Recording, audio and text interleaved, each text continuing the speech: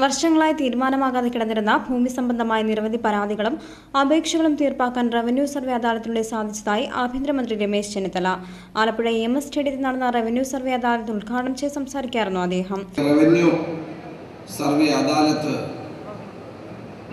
കേരളത്തിന്റെ ജനങ്ങൾക്ക് വലിയ ഒരു ഉപകാരമാണ് എന്നുള്ള കാര്യത്തിൽ ഒരു സംശയവുമില്ല. നമ്മുടെ ഓരോ വ്യക്തിയെ സംബന്ധിച്ചിടത്തോളവും ഏറ്റവും പ്രധാനപ്പെട്ട ഒരു ഡിപ്പാർട്ട്മെന്റാണ് റവന്യൂ. അവരുടെ ഭൂമിയുമായി ബന്ധപ്പെട്ട പ്രശ്നങ്ങൾ, ദൈനംദിന ജീവിതത്തിലെ ആവശ്യങ്ങൾ ഇതെല്ലാം നിറവേറ്റുന്ന ഡിപ്പാർട്ട്മെന്റാണ് റവന്യൂ ഡിപ്പാർട്ട്മെന്റ്. പലപ്പോഴും റവന്യൂവുമായി ബന്ധപ്പെട്ട ഭൂമിയുമായി ബന്ധപ്പെട്ട നൂറുകണക്കിന് പരാതികൾ പരിഹരിക്കാതെ കെട്ടിക്കിടക്കുന്നത് നമ്മുടെ നാട്ടിൽ സർവ്വസാധാരണമാണ്.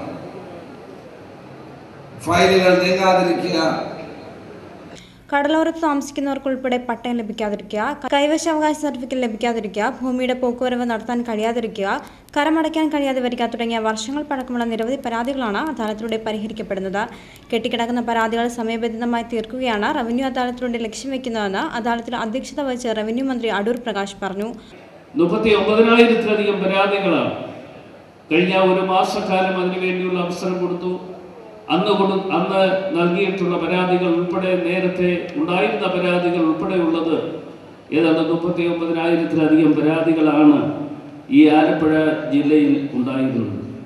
അതിൽ ഏതാണ്ട് 32,576 പരാതികൾക്ക് തീർപ്പ് കൽപ്പിക്കുകയുണ്ടായി.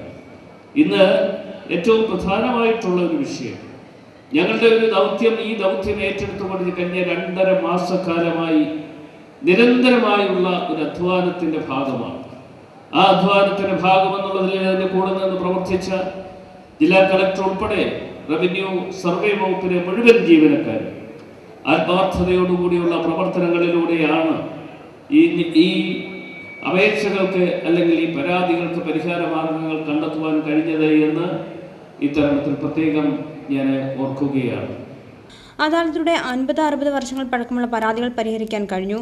ജനങ്ങളുടെ നിത്യജീവിതവുമായി ബന്ധപ്പെട്ട പരാതികളാണ് സമയബന്ധിതമായി അദാലത്തിലൂടെ തീർപ്പാക്കാൻ കഴിഞ്ഞത്. MP-മാരായ Kodikunnil Suresh, KC Venugopal, AM Arif MLA, മറ്റു ജനപ്രതിനിധികളെ കൂടാതെ റവന്യൂ ഉദ്യോഗസ്ഥരും അദാലത്തിൽ പങ്കാളികളായി.